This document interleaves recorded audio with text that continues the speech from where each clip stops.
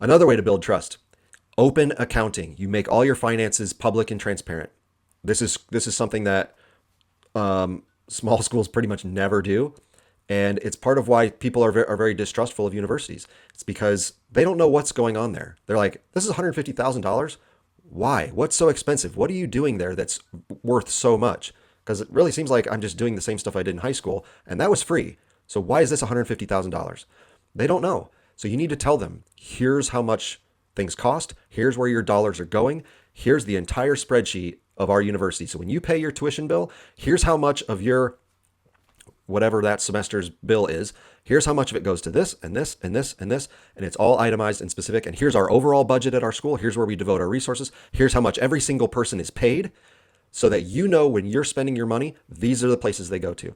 And what they should see, if they look at good schools with proper accounting, they should see, oh, wow, 80% of my tuition dollars go towards instructional spending, that they go to the professors, the technology in the classrooms, the other support services like the tutoring and all that stuff. Because the kids need to know, I'm paying a lot of money for really, really good instruction. And yes, it's expensive, but that's where your dollars are going. And then there's a portion for, the maintenance of the buildings, the plumbing, and to keep the lights on and the air conditioning going and all that stuff. And then there's a small portion for all the staff people who cook your meals in the cafeteria and who, keep up the daily maintenance and the functioning of the school.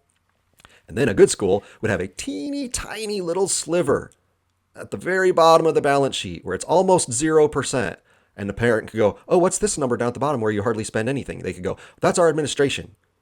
We don't spend hardly any money on administration. The administrators make less than the professors because we recognize that we want your money and your dollars going to the people who are going to care about your kids the most. We don't want to spend our money on people sitting in big cushy offices not having any influence academically on your students. So we don't pay them hardly any money.